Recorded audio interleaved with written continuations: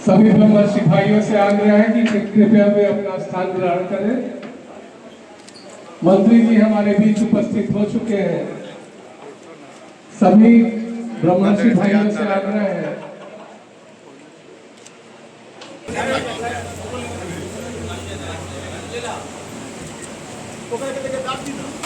तालियों के साथ तालियों की गूंज होनी चाहिए।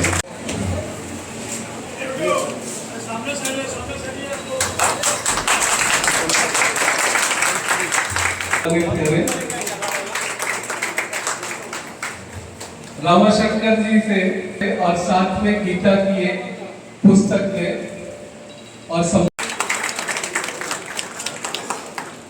सहजानंद ब्रह्मर्षि कल्याण मंच की ओर से आयोजित आज के इस कार्यक्रम में मंच पर विराजमान मेरे अभिभावकगण, इस कार्यक्रम में उपस्थित मेरे परिवार के सभी सदस्यगण, आज आपके बीच आकर मुझे बड़ा ही आनंद की अनुभूति हो रही है। अपने परिवार के लोगों के बीच एक साथ मिलने का अवसर बहुत कम मिलता है। पारिवारिक मिलन अब आजकल गांव में जब कोई कार्यक्रम होता है तभी मिलना होता है, और प्रदेश में ये मौका बहुत कम मिलता है। ऐसे में आप सब लोगों ने इतना सुंदर इस कार्यक्रम का आयोजन किया है, इसके लिए मैं हृदय से आपका आभार व्यक्त करता हूँ। नाम चाहे कोई भी हो, अलग अलग नाम से बहुत सारी संस्थाएं चलती हैं। ब्रह्मर्षि परिषद, ब्रह्मर्षि विकास परिषद, ब्रह्मर्षि कोलकाता, सहजानंद सरस्वती मिशन, अलग अलग तरह के नाम से हम संस्था बनाते हैं। लेकिन उस हर संस्था का उद्देश्य एक ही है कि हम अपने सभी लोगों को एक साथ एकजुट करके रखें। अब होता ऐसा है कि हर संस्था का कोई ना कोई एक माथा होता है। अब वो जैसा उसका नेतृत्व करने वाला व्यक्ति होता है उसी तरीके से वो संस्था चलती है, उतने दूर तक सीमित रह जाती है। यहाँ पर कई ऐसे मेरे परिचित लोग हैं, जैसे राम बालक जी हैं, बहुत सक्रिय हैं, समाज को जोड़ने के लिए खूब प्रयासरत रहते हैं। और मैं तो इनका आभारी हूँ कि मेरा तो जन्म कर्म यही हुआ, 50 साल उम्र होने जा रहा है, 30 साल से राजनीति करते हैं, लेकिन अभी भी अपने समाज के लोगों को पहचानने में कहीं ना कहीं बहुत दूर तक मतलब कमी रह गया है। राम बालक जी की संस्था ने जहानाबाद, बेगूसराय, लखीसराय, उधर के लोगों को जब जोड़ना शुरू किया तो हम लोग को लगा कि अरे भाई इतना बड़ा समाज है। एक और कठिनाई हम लोगों में है कि हम लोग उपनाम से, मतलब टाइटल से लोगों को अगर पहचानना हो तो सबसे ज्यादा अगर कहीं समस्या है तो हम ही लोग में है। हमको अभी 4 साल पहले पता लगा कि उपाध्याय भी ब्रह्मर्षि है, चतुर्वेदी त्रिवेदी भी है।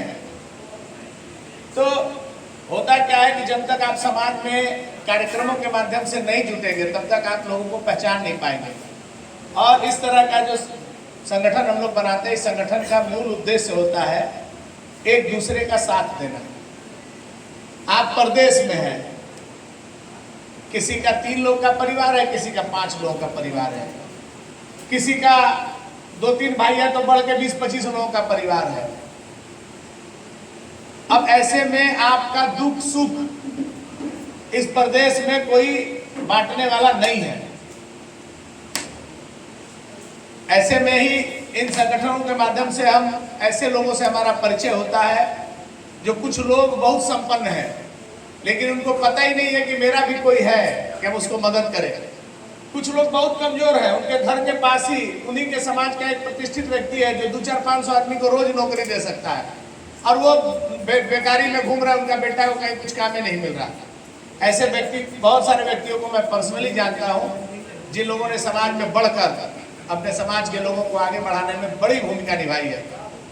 लेकिन ये सब कुछ कम्युनिकेशन गैप होने के कारण नहीं होता है। तो ये संस्था बनाने का उद्देश्य यही है। इसके पहले भी मैं बहुत सारे कार्यक्रम में बोला हूँ और आज फिर बोल रहा हूँ कि जितना बड़ा बड़ा माथा है, सब माथा को एक जगह बैठा के और प्लानिंग करके एक बढ़िया संस्था सिस्टमेटिक रजिस्टर्ड करा दीजिए, सबको जोड़ लीजिए। उसी का ब्रांच बनाना है तो बनाइए। अगर किसी को अपना दुकान चलाने का मन है तो भैया ले लो, इसका एजेंसी लेके चलाओ। आप रिसड़ा में चलाइए, कोई नैहट्टी में चलाए, कोई आसनसोल में चलाए। संगठन का उद्देश्य तो एक ही है आपके पास, अपने समाज के लोगों को एकजुट करना और एक दूसरे से उनका सामंजस्य बनाकर उनके दुख में सुख में उनका साथ देना। 2-3 विषय जो समाज के लिए सबसे ज्यादा जरूरी है वो सबके लिए ही है, सबके लिए है। बच्चों को पढ़ाना, क्योंकि आज आपके पास में दूसरा कोई विकल्प नहीं है। अगर आज भी आप ये सोचते हैं कि हमारे पास इतना गांव में खेत है, जमींदार है, तो आपसे बड़ा मूर्ख इस धरती पर कोई नहीं है। आपको ये समझना है, जब तक आपका बाल बच्चा पढ़ेगा लिखेगा नहीं, स्टेब्लिश नहीं होगा, तब तक आपका भविष्य सुनिश्चित नहीं हो सकता है। आप देख लीजिए अपने समाज में जो लोग पुराना ढर्रा में चल रहे हैं, उनका हालत आप देखिए। अभी भी कहीं ना कहीं खाने पीने, बेटी का शादी में कर्जा लेने में परेशान है। और जो लोग अपने बच्चों को अच्छा पढ़ा दिए हैं, किसी का एक बच्चा भी अगर अच्छा सेटल हो गया तो उसका पूरा परिवार पीछे से पटरी पे आ जा रहा है। तो अब इसमें हम सब लोग को मदद करना है। अब किसी का बच्चा पढ़ रहा है, उसका बढ़िया जगह एडमिशन नहीं हो रहा है, सरकारी में प्राइवेट में, तो अब पता लगेगा कि अपने लोगों का कॉलेज है, यूनिवर्सिटी है, वहां लगवा देंगे, पढ़ाएंगे, नौकरी में उसको मदद करेंगे। और सबसे बड़ा जो काम हम लोग के लिए है वो है बेटी का शादी करना। ये हम लोग के समाज के लिए तो हमको लगता है कि इससे कठिन काम और कुछ है ही नहीं। हम समाज के बाहर जाने वाले हैं नहीं, और समाज के भीतर खोजना है। भाई आपका चॉइस दुनिया भर का है। एक मेरे भैया है, नरही के रहने वाले, रत्नाकर राय जी, रहते हैं बनारस। वो भूमिहार स्वयंवर संस्था चलाते हैं, वो व्हाट्सएप पे चलता है, फेसबुक पर। वो लोग पूरे देश में जितना यंग जनरेशन है, जिनको अपने बच्चों का शादी करना है, वो सारा बायोडाटा उस पर डालते हैं। बहुत बड़ा संस्था है। और आप उसमें से, अब ऐसा तो नहीं है कि हम लोग ऑनलाइन ही शादी कर लेंगे, आपको उसमें जानकारी मिल जाएगा। आपको बहुत सारे परिवारों का जानकारी मिलेगा, आप उसको पता लगा लीजिए। हम लोग का नेटवर्क तो तगड़ा ही है। ऐसे ही हम लोग को लोग बोलता है BSNL। तो एक बार मेरा मित्र बोला कि भाई तू तो BSNL है। बोले BSNL क्या होता है? तो बोला कि भूमिहार समाज नेटवर्क लिमिटेड। तो हम लोग चूंकि बहुत बड़ा समाज नहीं है, पता लगाना बहुत। अगर आपको किसी परिवार के बारे में जानकारी मिल गया तो अब किसी न किसी को उसमें इन्वॉल्व करके परिवार के बारे में जानकारी कर लेंगे, तो आपको योग्य लड़का लड़की वहां से मिल सकता है। हमारा जनरेशन बदल रहा है, सबके घर में बच्चे अच्छा पढ़ रहे हैं, अच्छी नौकरी कर रहे हैं। अब शादी ब्याह के लिए बाकी का थोड़ा बहुत पता लगाना है, वो कर लेंगे हम लोग। लेकिन एक बार आपको एक प्लेटफॉर्म तो मिल जाएगा जहाँ पर आपको पता लग जाए आपकी बेटी CA हो गई है, अब शादी करना है, अब खोज रहे हैं तो ट्रक वाला मिल रहा है, ट्रांसपोर्ट वाला मिल रहा है, CRPF RPF वाला मिल रहा है, और आपको चाहिए बढ़िया लड़का जो CA CS हो, तो आपको ये वहीं से मिलेगा। और नहीं तो इनके उनके चक्कर में रहकर शादी तो कर देंगे, लेकिन परिवार ठीक से एडजस्ट नहीं होता है।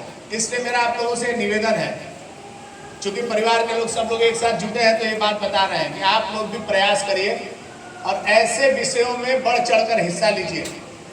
ऐसे जो सिस्टम है, ऐप निकला है, उसमें आप लोग भी लोगों को बोलकर उसमें पार्टिसिपेट कीजिए। आने वाले समय में युग बदल ही रहा है, हम लोग भी बदल रहे हैं, नया जनरेशन पढ़ लिख रहा है। अभी कई जगह मैं गया तो जिनका ट्रांसपोर्ट का कारोबार था, दिन भर आधा लोनी हाथ नीचे ऊपर पहन के घूमता था, जो लोग उनके परिवार के कार्यक्रम में गए तो पूरा लड़का लोग पूरा इंग्लिश निकल गया, सब पढ़ रहा है, कोई MBA कर रहा है, कोई CA कर रहा है। तो जनरेशन बदलने में ज़्यादा दिन नहीं लगता है, बस आपको थोड़ा सचेत रहने का जरूरत है। और मेरा आप लोगों से निवेदन है, संस्था चलाइए तो खाली बड़की पूड़ी का भोज और फुलौरा भात करने के लिए संस्था मत चलाइए। संस्था चलाना है तो उसका उद्देश्य सुनिश्चित करके संस्था चलाइए, लोगों को जोड़िए, बीच बीच में मीटिंग करिए, नए नए प्लान लाइए, प्लानिंग करिए। सोशल मीडिया का युग है, ऐप निकालिए और सबको जोड़ने का अवसर दीजिए। कोई समाज से जुड़ना चाहता है, अपना गांव, अपना जिला, अपना गोत्र सब कुछ लिख के उसमें ऐड करें, तो ऐसे आपका पूरा परिवार जुड़ेगा। और हम आपसे बोलेंगे अगर कोई आदमी सक्षम है तो IT के किसी लड़के को लगाकर एक डायरेक्टरी बनाने का काम करिए और जोड़ते रहिए, डायरेक्टरी बनाते रहिए, लोगों को जोड़ते रहिए। और वो डायरेक्टरी अब कागज वाला डायरेक्टरी नहीं बनेगा, अब एक वेबसाइट हो गया, खोले आप, जिला खोलना है जिला खोलेंगे तो मिल जाएगा, शहर खोलना है तो शहर खोलेंगे तो मिल जाएगा, प्रदेश खोलना है तो प्रदेश खोलेंगे तो मिल जाएगा। आपके समाज के प्रभर्सी समाज के लोग देश के किस कोने में है, क्या है, वो आपको वहां मिल जाएगा। आप उसमें दे दिए स्वेच्छा से। लोग एक एप्लीकेशन करेंगे पोर्टल पर, हम अपना नाम इसमें जोड़ना चाहते हैं, कोई पैसा नहीं लेना है।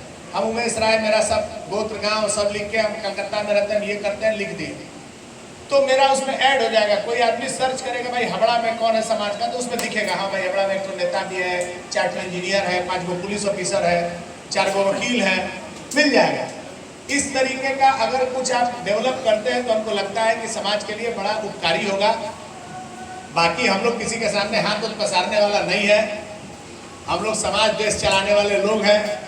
आप देश के किसी कोना में जांच खोलिएगा, कहीं खोलिएगा, हम संघर्ष भी मन से करते हैं और काम भी मन लगा के करते हैं। अभी कुछ लोगों से जब मेरा परिचय हुआ, पता लगा, मैं बीच में दिल्ली गया था चुनाव के पहले, तो एक से एक महारथी से भेंट हुआ।